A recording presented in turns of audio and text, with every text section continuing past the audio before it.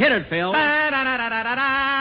Can it be the breeze that fills the trees with rare and magic perfume? Oh, no, it isn't the breeze, it's Jackson time. La, da, da, da.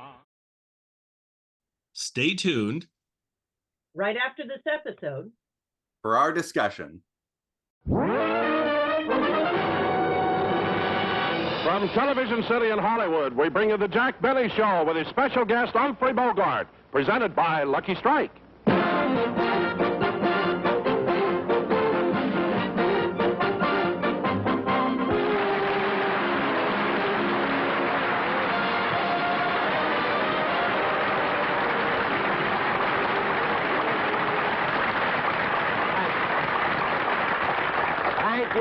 Thank you very, very much, ladies and gentlemen, and welcome to the Lucky Strike program. You know,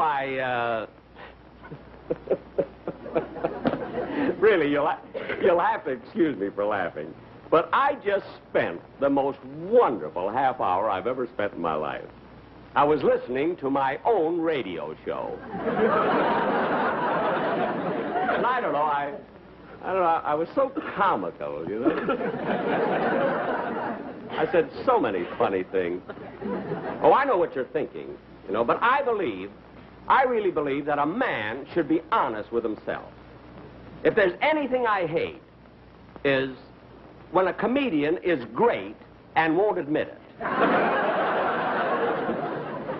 I've never met one like that, but if I did, I'd hate it. And one thing about me, ladies, I'm honest. I really am, you know. If any other comedian has a bad show, I'm the first one to admit it. I talk about it all the time. But I have my faults. You know, I'm not perfect or anything. I'm too easygoing and I'm not overly ambitious. But then after all, I don't want to be the richest man in the world, you know. America is big enough for me. But, you know, ladies and gentlemen, tonight, you know, I announced 3 weeks ago that tonight Mary Livingston was going to be on my show, you see. But unfortunately, we had to postpone it because there was a big mix-up and everything. You see, when the producer asked Mary to be on my show, I told Mary to ask for a lot of money, you see. You know, I forgot that I was paying for it. So, instead of Mary, tonight we have Humphrey Bogart as our guest star. And, really, I'm getting him fairly reasonably. You know how tough he is on the screen? You know what a tough guy knows nothing about business. Nothing at all. Well, anyway, this show that I'm going to do... Jack!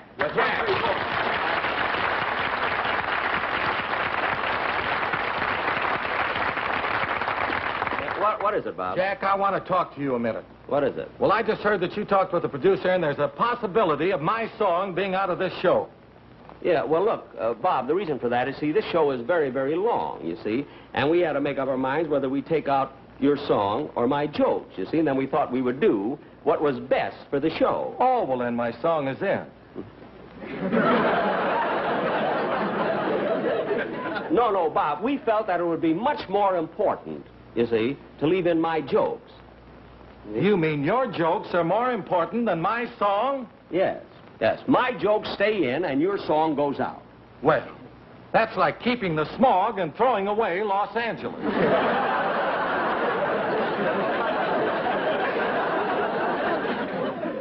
Well, keeping the smog and throwing away Los Angeles. Pretty clever line, isn't it? Yes. What's in my next TV show? I'm on TV 5 times a week. I thought you were tired. Let's see that. Now, look at Bob. Your song is out, and that settles it. You see, I'm running this show. I'm the boss. It's my show, and I'm running it, whether it's good, bad, or indifferent. Well, that's what the critics said about your last show. What? Said Bob was good, Jack was bad, and the audience was indifferent. Look, Bob, go and get ready for the play, will you? All right. You know, I can't understand. He's the toughest guy to get along with. You know, he's only been with me a short time, you know. And the only reason I hired him at all was because I wanted him, you know, I wanted him to introduce me to his brother Bing. Then I found out he didn't even know him.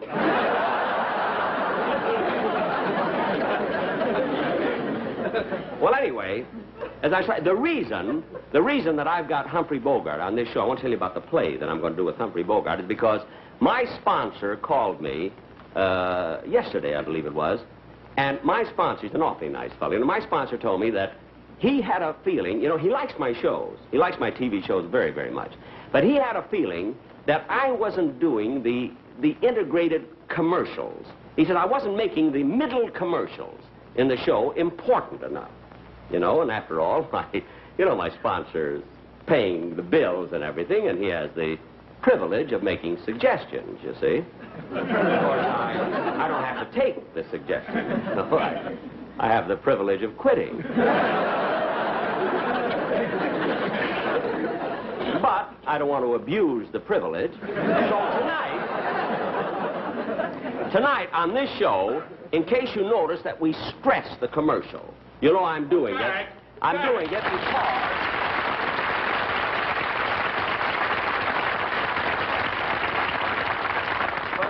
Jack, what's this I hear about you writing me out of the commercial on this show? Well, Don, look it. Wait, am I going to have trouble with you, too? You very well may. Oh, I very well may. Well, Don, Yeah. The reason you're not doing the commercial, see, is because I have another very important way of doing it. Now, just a minute, Jack. Yes? What's more important about the commercial than the way I do it? Look, Don, you don't fit into it this week. Oh. I mean, hurting the script for the sake of your commercial is like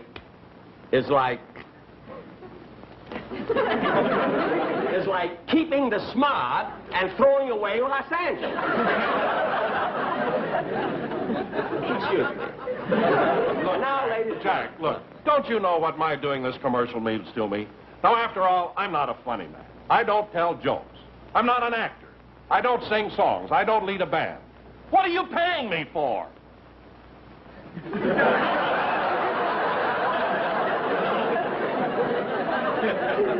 Don, you're hanging yourself. We'll talk about it later, huh? Oh, darn it!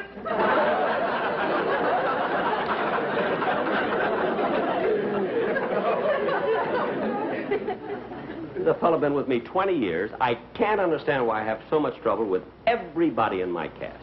But everybody. Always complaining, always unhappy. I don't know. Maybe if I gave them more money, that... Nah. Better they should be unhappy than me. But anyway, well, we've got to get on now with the show. And ladies and gentlemen, now tonight, we're going to offer a real dramatic play called Babyface, starring Humphrey Bogart. On with the show.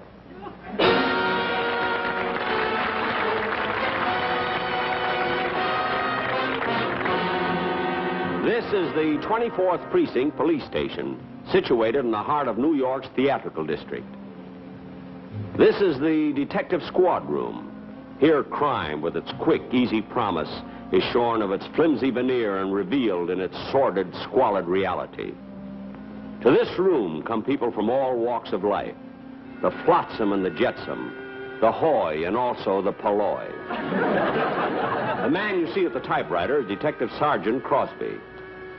The man looking through the file, standing behind Crosby to his right, which would be to your left on the screen, or to your right, and his left, well, anyway, he's Detective Wilson.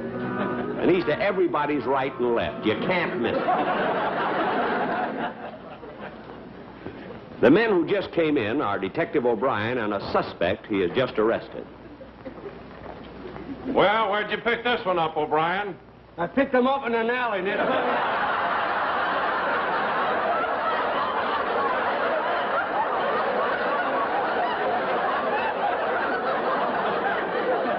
know what I've done? I thought I was trying to start a fire in a warehouse. He may be that firebug we've been looking for. Take him up and let the captain have a look at him. God, get in there. Come on, get in there. O'Brien was an honest cop. We could tell that from the clothes he wore. Incidentally, my name is Lieutenant Benny. I should be arriving at the office any minute. Oh, here I come now. I took off my hat and coat. I hung them up on the hall tree. With Wilson and Crosby. I had heard a funny story last night, and I passed it on to the boys.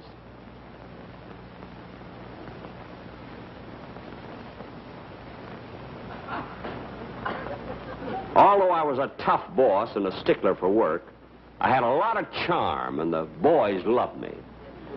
I didn't see that.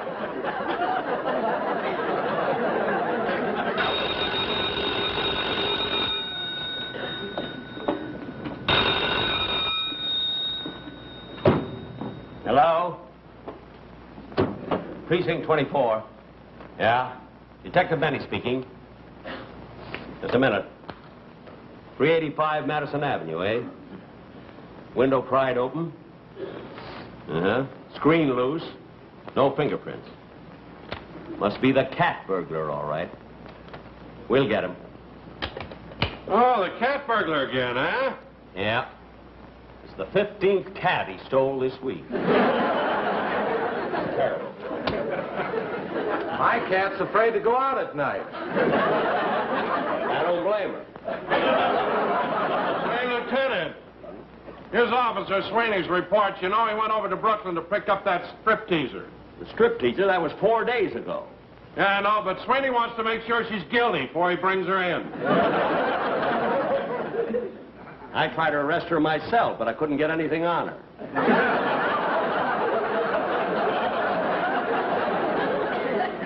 Better fix up these files.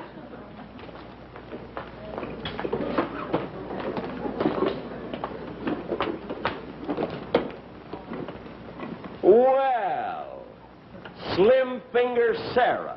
I caught her over at the automat. She was lifting the nickels out of the slots. She was. Again, eh? You can go, Burke. I'll take care of her. Come on. Take your filthy hands off me. Come on. I said take your filthy hands off me. All right, all right. Don't holler. This ain't the first time you've been pinched. You're telling me I'm black and blue all over. Sit down. Hey, Lieutenant, wasn't she in here about a month ago? Yeah, she's the slickest pickpocket in the country. Operates all over town. Last time I arrested her was at the zoo. The zoo? Yeah. She picked a baby kangaroo out of its mother's pouch. What made you do a silly thing like that? To me, a pocket is a pocket. Now make it easy on yourself and sign that confession. Maybe I'll give you a break. Oh, no, you don't. I ain't signing nothing till I talk to my lawyer. And besides, I'm entitled to make one phone call. These crooks know their rights, all right. Go ahead.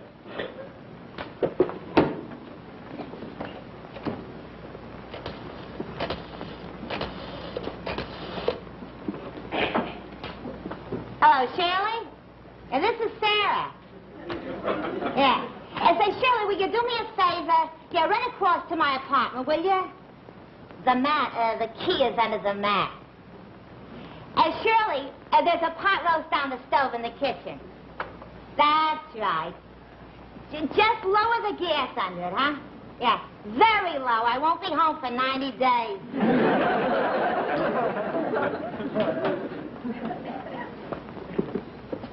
Why didn't you call your lawyer? You don't like pot roast. All right, sit down. I'll take care of you later.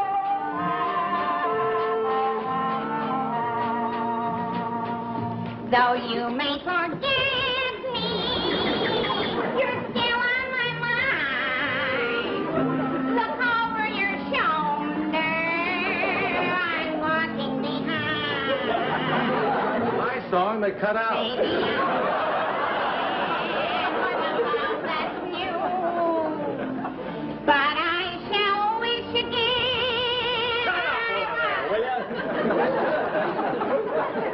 I was typing out a report on Slim Finger Sara when the door opened. And there were Detective Simmons and Ross. They had brought in a vicious gunman, a killer named Babyface Bogart.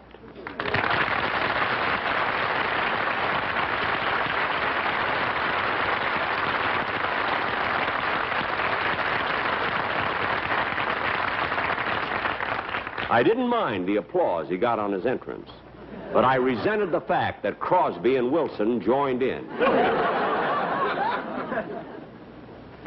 It looked like this time we had Bogart dead to rights. According to Detective Simmons and Ross, a little crook named Blinky Mason had been shot to death. They'd picked up Bogart a few yards from the scene of the crime with a smoking .45 in his hand.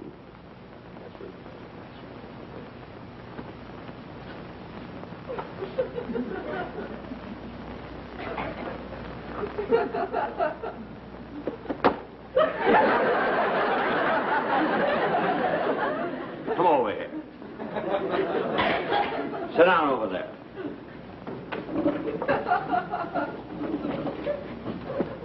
All right, Babyface. Start talking. What do you know about Blinky Mason? I tell you, I ain't never heard of no Blinky Mason. Who cares if he was raised in a tenement and his mother said he was a nice little boy? Or his teacher, a sweet gray-haired old lady, cried when he graduated. And his brother owns a haberdashery store in Schenectady. I don't even know his girlfriend, a blonde dame that works in an aircraft factory. Or his boyhood chum that ran away from home and went to Australia. Wait a minute, Babyface. If you don't know Blinky Mason, how come you know so much about him? I seen it on This Is Your Life.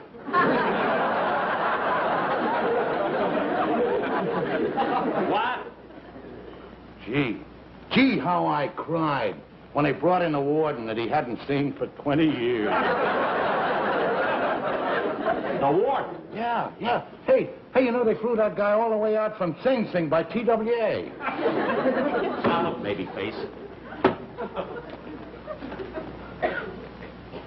You killed Blinky Mason, I'm going to get a confession out of you. Yeah, and how you going to do that? Beat me? He very well may. Yeah. When Mason was knocked off, you were standing there with a gun. And listen to this. I'm walking behind you. Turn that thing off. Now, what did you do with that gun? Now, wait a minute, before you start any rough stuff. I'm entitled to one phone call, ain't I? Well, yes. Okay, give me a dime and I'll run down to the drugstore. Oh, no, you don't. You'll make that phone call right here where I can keep my eye on you. Yeah, and save a dime. Yeah.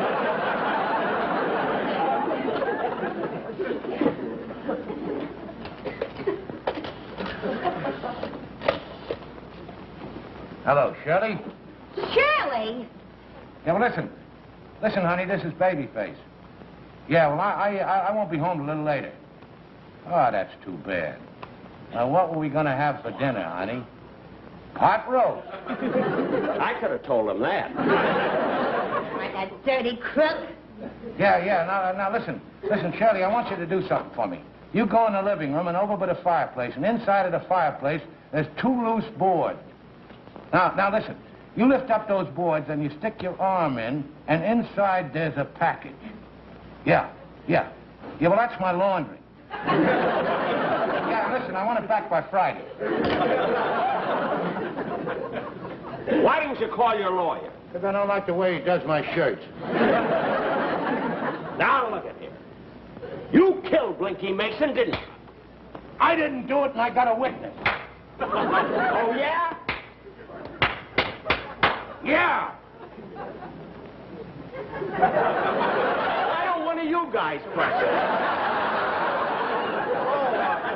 Time for lunch. I'll go with you. Oh, no, you're not. You're not going to leave me alone with this guy. Get over there and sit down.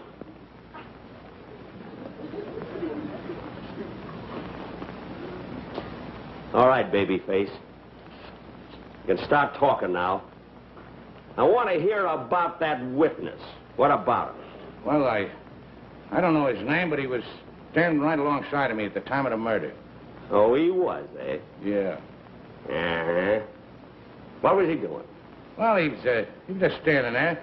He had, What did he look like? well, he was a curly-headed guy. He was about 5'10". He had a gray suit on and brown eyes. Oh, yeah?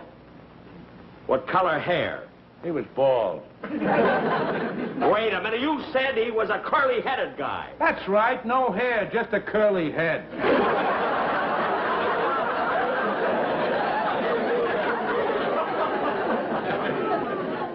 I ain't buying that, baby face. Start singing. I'm walking behind. Not you.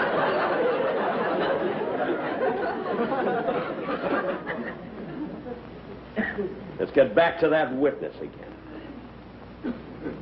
What was he doing? Well, he was holding a cigarette in his hand. Yeah? What kind of a cigarette? I said what kind of a cigarette? Well, he was, I ain't gonna talk. I said what kind of a cigarette? All right. It was a lucky strike.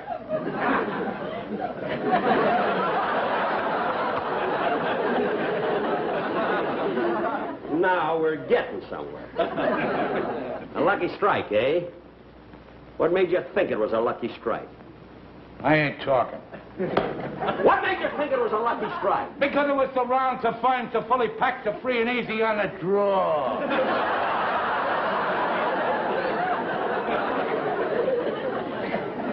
Can you remember that, Wilson? Are you kidding? One more question, babyface. What was he doing with that cigarette? He was peeling it. Peeling it, eh? How'd you know it wasn't a banana?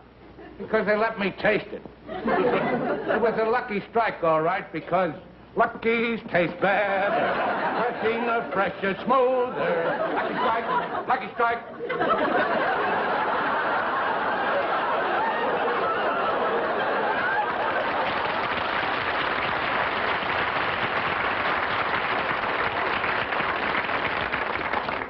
All right. What else? Nothing. What? Nothing. What? Nothing. No, nothing. Beats better taste. I knew we'd get him to talk. Lock him up, fellas. All right. Get him up. Get over there. You too. I swore to get you, Benny.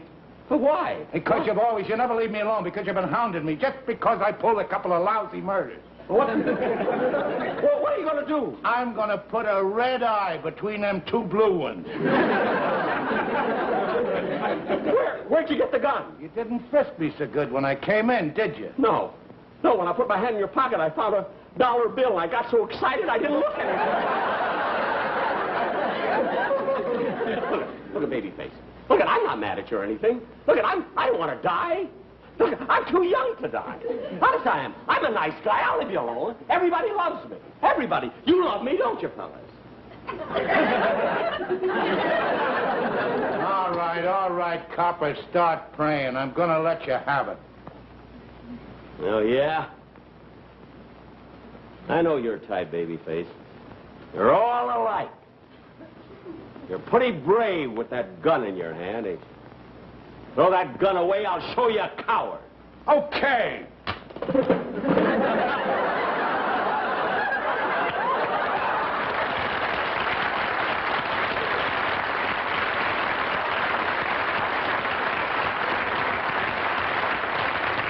How about that? Come on, Sara, let's go get that pot roast. Be my guest. I'm walking behind you.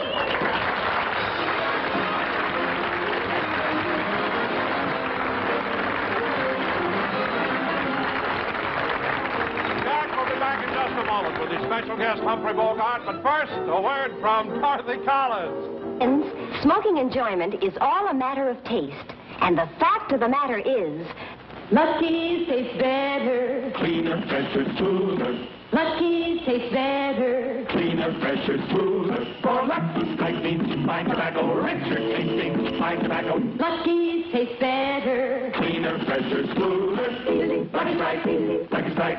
Sure, Lucky's taste better. Everybody knows Lucky Strike means fine tobacco.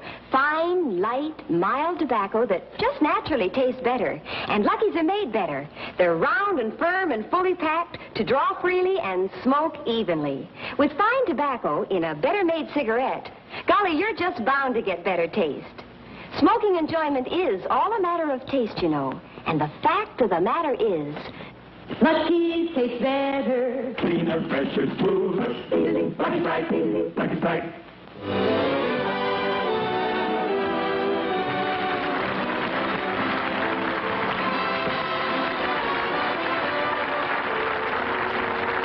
When the sketch was over, I found that I had enjoyed it even more than my radio show. I was laughing so much I could hardly thank Humphrey Bogart for helping me give such a great performance. Bogey told me that he thought he had handled his role extremely well. He believes in being honest with himself, too.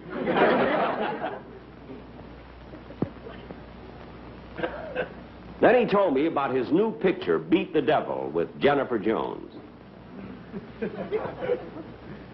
Then I told him about the last picture I made.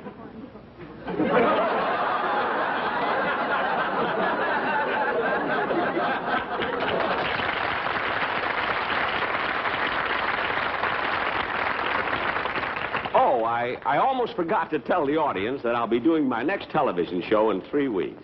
That's right, ladies and gentlemen. I'll be with you 3 weeks from today. And I believe, I'm pretty sure my guest star is going to be Johnny Ray. You see, I feel that I'm responsible for Johnny Ray's success. Because when I offered him a job a long time ago, he asked me for an awful lot of money, and I cried. And then he stole that from me. So he's going to be my guest. Thank you very much. Let's get on to our presentation. This is a wonderful episode with Humphrey Bogart in it. I just love it. I love the fact that Bob Crosby does a fun job in this episode. I love seeing Bob Crosby. Bob Crosby was in 12 of Jack's shows, I believe, is what I looked up. And so generally the early ones, he was in like one season after Jack left the radio show behind, and then he wouldn't be on again, except for one strange episode that they held back because of legal issues until years later, and he was on that one too, but it was recorded at this time frame. Anyway, let's go around the horn and see what people think of this episode, what they want to point out.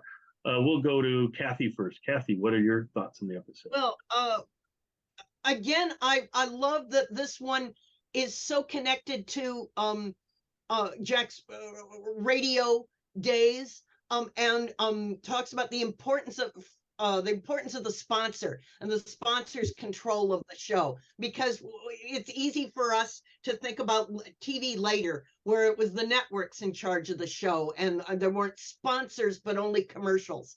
So I thought that was really interesting and fun. It feels like early television. It has those elements of liveness in Jack's beginning that are kind of fun.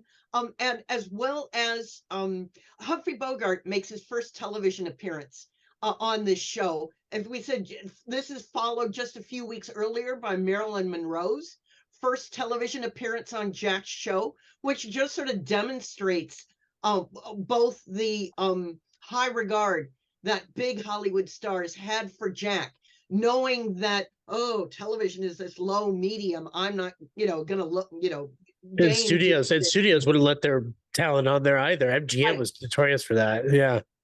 Exactly. But the stars could trust Jack to know that the same way he'd always been doing it on the radio, that he made his stars shine. He made them funny. He put them to good advantage. And what he does here with Humphrey Bogart is, I bet they were friends off screen, because they have many connections, not connected with the radio show. But Humphrey allows himself to play this really sort of comic role that's unusual and fun. So Well, and I wish they would have had Lauren Bacall come on too, but I think that was asking too much. But so often when Bogey would appear on radio, it would be with Lauren Bacall with him, and they would do radio shows together. I know they did Jack's show at least once with both of them, and then they also did a Bing Crosby at least once with both of them on there. And she is so funny because she can play off of Bogey and play off of the host and do. They usually play with the whole jealous thing and about the host being attracted to her and how's that affect Bogey or not affect Bogey. Like sometimes it's like Bogey doesn't even care because he's so suave and so cool that he doesn't even have to bother with this little gnat that's flying around. But those are just fun to listen to. But this is, like we say, just a great get to be able to get Humphrey Bogart at this point in time, so early in television. Yeah, and one other quick, because I have a review and I'd like to read it in a little bit later. Yeah, for sure. But one quick thing: the announcer for Lucky Strikes in this episode with the little mustache is Ed Thorgerson. Ed was the announcer on Jack's very first radio show in May 1932, and one of the first jokes Jack ever made was, he says, I need to tell the radio audience about our announcer. Ed Thorgerson looks like he swallowed all of Mickey Mouse but his tail. And so after all these years, to have Ed back is just, again, collapsing time. Yeah. So well, that's why I love having you on here so much, Kathy, because you bring us that insight that we wouldn't get otherwise. And what a wonderful pullback to way back when. Yeah.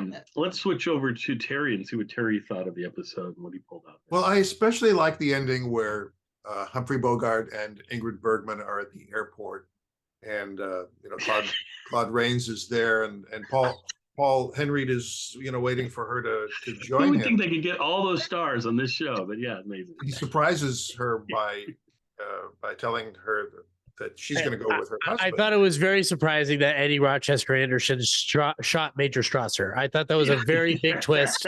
I wasn't expecting it. The perfect ending. And then, he said, it looks like this is going to be the beginning of a beautiful. If Dooley Wilson shot Conrad Veidt at the end of that movie, I think I'd lose my mind with just joy. But the problems of you and I, Terry, don't add up to a hill of beans in this great big world, Bart. I don't know.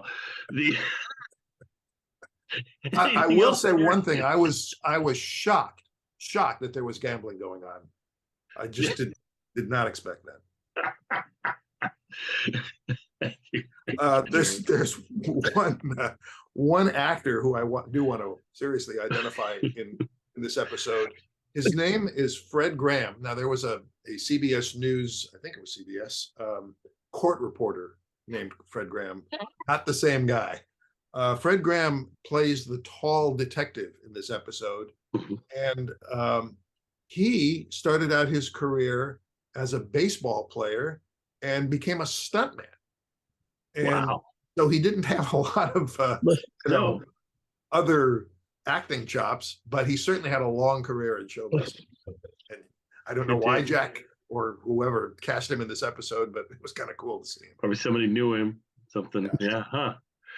Well, Zach, what did you think of this episode? What's good to you?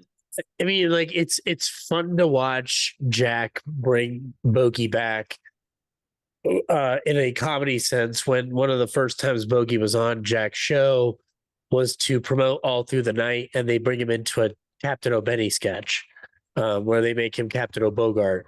To have him come back and do a little bit more gangster / detective work is really fun. I look at this as an interesting stopgap for Bogart, because he only does really 2 television things. It's this, and then the producer's showcase where he recreates the role of Duke Mantee from The Petrified Forest.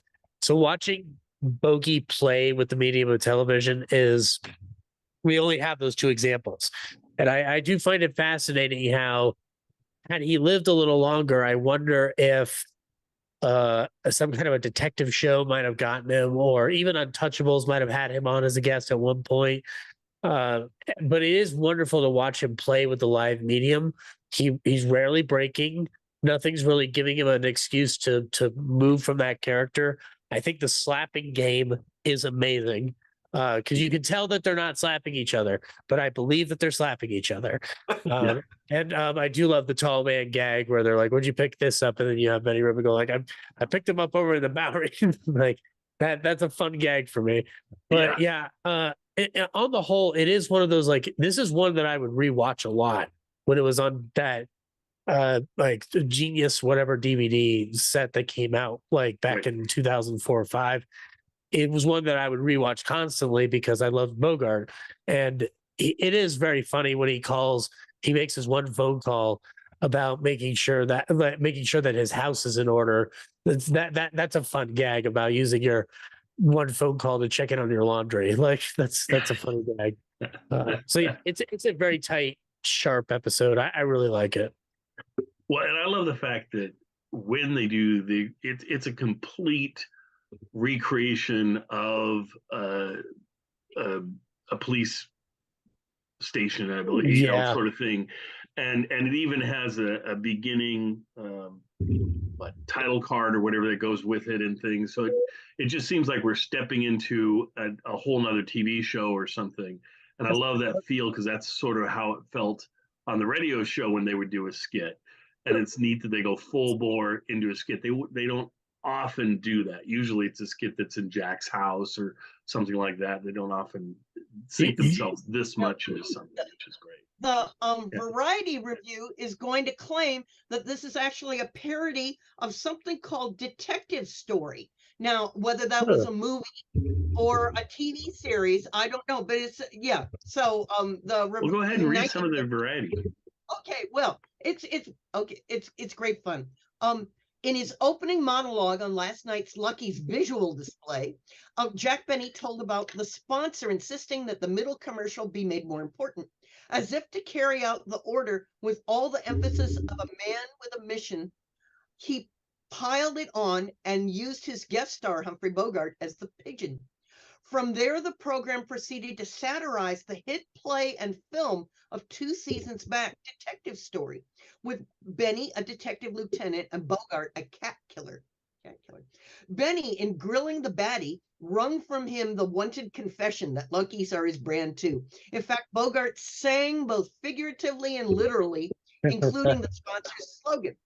It was not one of Benny's better shows, and this seems a bit late to satirize Detective Story, even though it was not announced as such.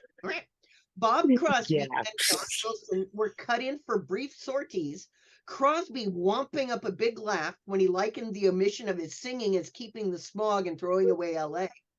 Benny liked the gag so well he repeated it. Sara Berner, as a pickpocket, got her share of laughs with her nasal vocalizing, and Benny Rubin as Detective O'Brien broke up the audience with his small part.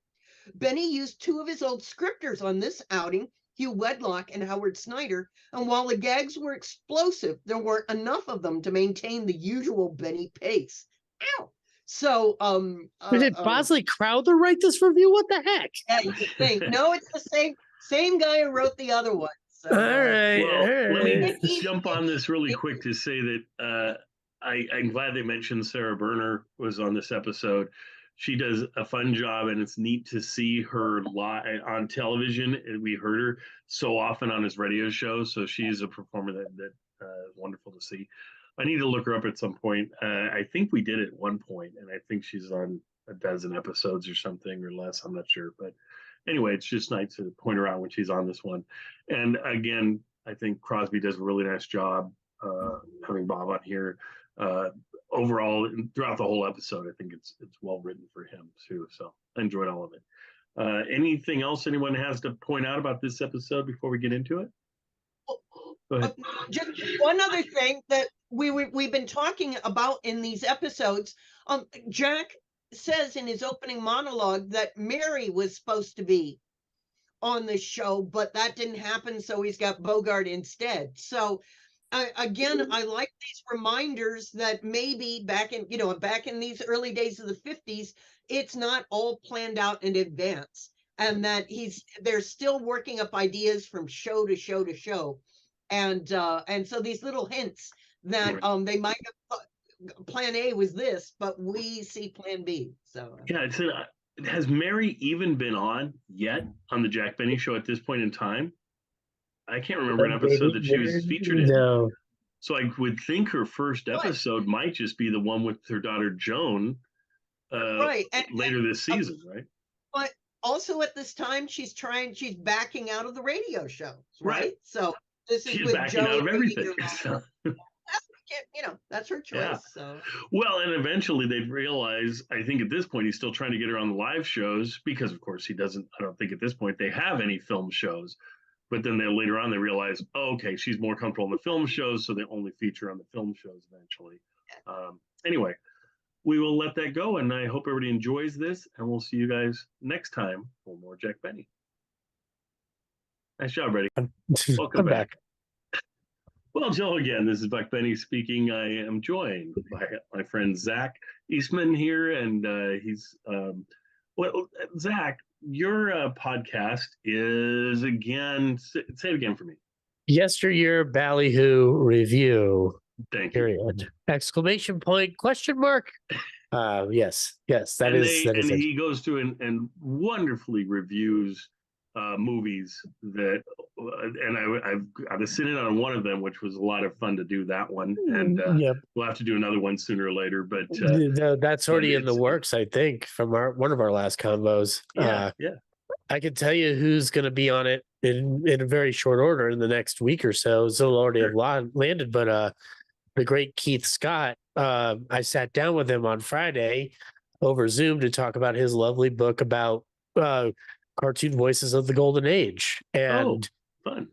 Considering how many of these lovely voice artists we talk about on this particular program, if you haven't gotten that book, you need to get that book, because I opened it up, and much like the Robert Bader Marx Brothers book, or even Kathy's Benny book, I opened it up and I'm like, there's too much to unpack. What do I do? Like, how do I retain all this? So it's there's actually a lot of I could tell you guys this, because like I was looking through the book and I found another Jack cartoon that I wasn't expecting to find, and it is on YouTube from Columbia in Screen Gems. It's called The Big Bird Cast, and it comes out a year later than The Feud. So it has a Jack Benny caricature as a bird playing the violin, and then a worm comes out that's supposed to be Fred Allen and plays the bee, and then a bunch of bees go after him. It's one of a couple of other ones, but like I shared it with Laura, and she's like, I haven't seen this before, and I'm like, I didn't know this was a thing. Yeah. So it shows you that Keith's book has found this wonderful pocket of like the voice actors that were doing these things, and he's able to track down pretty much everybody who's done them. And when I say everyone, I mean like, you know, he reminded me of B. Benaderet doing one of the most obnoxious but greatest voices on in Looney Tunes history, which is Little Red Riding Hood. The Cass Daly impression. But yeah, so that and an episode on the Jazz Singer with Laura is coming up very soon. So very cool. Cool. Well, and then we've got one of the great voices of all time in this episode, Humphrey Bogart, which it's really cool to have him on here. So that's going to be our focus today. But let's go around the rest of the horn here and let's hop over there to Terry. Terry, you've got your newest episode that came out, and I predicted they were going to get longer and longer as time went on. And this is your longest episode yet, 40 minutes. I believe so. Yeah, cool. Almost 40 minutes. Yeah. So what is kind of, can you give us, like, is this like it more in the science? Sometimes you're more in the science fiction realm, so it's more fantasy, sometimes they're Western. What genre is this one kind of? Yeah, this is another mashup of fantasy, science fiction, and social commentary. It's called The Woke Detective. Oh, very cool. There's a little time travel involved, not too heavy-handed, not like the earlier one where it was, you know, there was the machine and and so forth. This is a little more subtle than that. And I went for the noir genre as the approach to the story. I was very, very fortunate to have Bill Jones come back and play the detective. It was a tour de force for him. He must have been in in the studio for, well, I know he was in there for hours to pull this off. And we had a lot of other familiar voices, and as we often do, one new voice, another veteran performer. And so I'm really, really pleased with the way this one turned out. There was a lot of music in this one too, which made me happy. And so that was available. It came out just a week ago. Nice. Yay. So catch up with his new one, and that's over on Imagine Air Theater. You can just type Imagine Air Theater in your browser. You'll kick into and find it. And all 10 are worth listening to, all 10 episodes for sure. And most of them are only your 15, 20 minutes long or something. Yeah. So it's a nice, easy listen. This is one of the longer ones, but that's great. So, Kathy, over to you. Kathy, where are we at with volume 3? I don't really ask this for the listeners or anything. I ask this more for me and wanting to read more Jack Benny scripts. So where are we on the third volume of the Jack Benny script book, and what are we thinking it might be coming out? Hopefully I'll be submitting the manuscript in about February, once the publisher's Christmas rush is through. And volume 3 will cover, it's one of the most dramatic kerfuffles Jack and Mary and Harry Conn were ever involved in, because this is when very abruptly Canada Dry, his first sponsor, and the ad agency NW Ayer and Sons take control of they grab control of the show away from Jack. They claim they don't like his humor very much. They hire a new comedy writer, Sid Silvers, who's actually a longtime friend and colleague of Jack's, but they hire Sid Silvers as a new writer, and they impose a new structure on the show, that it's going to be a continuing story about a Broadway producer and his obnoxious male sidekick. They switch networks to CBS and whole different days and times. And so it's a complete remake of the show. And Jack and Harry and Mary are horrified. And so they really stand up for themselves. They go marching back to NBC, because which had been so helpful and welcoming. They threat to quit the show entirely because they're losing everything. They have to get a whole new band leader. Well, it's not even their show at that point. It's not exactly. And so it's fascinating what you can because we don't have these shows, to see what of it shows up in the scripts and what I could deduce is happening behind the scenes.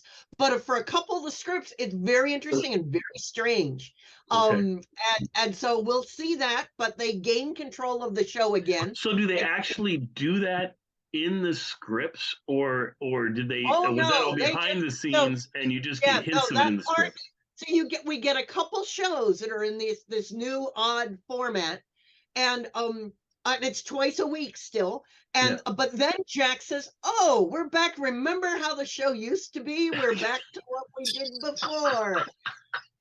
This is the new Coke of Jack Benny stories. Everybody trying to push out new Coke and go like, "But everybody like classic." So what amazing things happen. Mary takes a much larger role in the show that Ethel Chute. Mary had really been the sort of timid sidekick, playing an 18-year-old girl. Right. When George Olsen and Ethel Chute were the experienced cast members, now she's thrust into the role of being Jack's main annoyer and really co-partner, and she really starts to shine. You can see just the role growing and her importance growing. And just as when you've said, Daryl, that you really enjoyed Mary, this is a really a move that you can see in the way that their publicity works in the mid-30s. That you don't have to sell me on the book. I was going to get it anyway, but now I really want to get it. It's right in my wheelhouse with Mary getting a bigger and bigger part. Yeah. So awesome. It's going to be fascinating, but it ends abruptly because the sponsor has the last word, and at their next 13-week renewal, they go bye-bye. And Canada Dry leaves radio for a number of years, but it's a huge shock to Jack and Mary because they've been fired mid-season. Right. and it's like, oh, what And do we do? and this book will have just those episodes, or does it go into the ones that follow after that? So it'll be encapsulate all of that. Okay. Right. Yeah. No, that'll be volume 4. Four. So That's awesome. And then who takes up 4? Is that General Tire? Well, no, it's Chevrolet, which Jack would never want to talk. He'll never mention their name again because Because they the didn't give him a relation. Chevrolet. Well, there you go. He liked Packards too much. Chevrolet had a big fight with Al Jolson. They had been sponsoring Jolson, and Jolson had at this point a gigantic ego, and he just walks off the show. But it's the middle of the the bank holiday. It is amazing, the collapse of the American economy and Roosevelt's inauguration all rolled into one. So that's when Jack and Mary get back on the air the day after Roosevelt's inauguration in early March 1933. But as I said, Chevrolet's about to go bankrupt, and they don't know if they can continue to pay for a show. The ads are fascinating, the shows are fascinating, but what happens is about 6 to 9 months later, they get a new president of the Chevrolet Corporation who likes polkas. He likes and he says, I don't like humor, and he fires Benny. And wow. And so humiliation. We have got to. I think we need to sit down between now and the Jack Benny convention and have like an interview with you that covers where your books have gone so far quickly, but then gets into what this third volume is going to be and all the stuff that you're talking about now. Because I mean, it's so interesting, and we have so little knowledge of that. I mean, because we've got some pretty big Jack Benny fans in this room right now. And I think both Zach and I have been completely surprised by some of the things you've said and weren't expecting all of this. So I forgot about the polka store. I forgot about the polka element until you brought it up. And I'm like, now I want Weird Al's opinion on this. There you but go. I'll tell you what, I'm going to go ahead. I was just going to say, I'm going to jump on this, this Jolson mention. I never mentioned my podcast on here very much and things, but I got to tell you, I am so proud of this one that I've been doing, and just how delightful it is and how well these shows work together. From 75 years ago this year, from 1947, the 47-48 season, I'm bringing you the 47-48 season of the Bing Crosby show. And the sound is just amazing, but all my Bing Crosbys are always great sounding. But I found the Al Jolson show in beautiful sound from the same time frame, the Kraft Theater. And what he did was Jolson was just off of his movie that was about his life, and it was hugely successful. So it reignited his career. So they grabbed him and put him on this show along with Oscar Levant, who I love Oscar Levant's piano playing and his humor. And it just works so well. And to have these shows in just sparkling sound, it sounds like you're in the room with them as they're recording it. And then we end the night usually with a Jimmy Durante's show from the exact same year. And and what's funny is they're all from the same, they were released, I think 2 of them came out on one day and the next show would be on the next day. So they're always right in the same time frame. And so a lot of times the jokes they're making show up on all 3 shows if it's a timely joke about the administration or something going on. So it's a really fun listen. And all the shows are similar enough and yet different enough that you can enjoy the whole hour and a half that you're spending with these guys. And they appear on each other's shows. So next week's, as we record this, this is early in December of 22. And the next show I'm going to present is going to have Jolson appearing on Bing's show, and then Jolson's on his own show, and Durante was on Bing's, and I think Bing's was on Jolson's. I mean, they appear on each other's shows left and right anyway.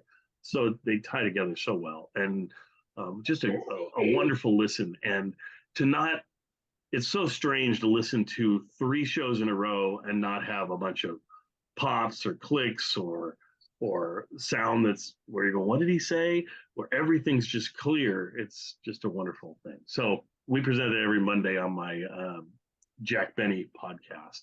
I originally was putting it on the Judy Garland podcast, but the Jack Benny one gets more listeners. And I just thought, no, I want to make this so more people can hear this. So, because it's that good. Anyway, so tune in and listen to that. But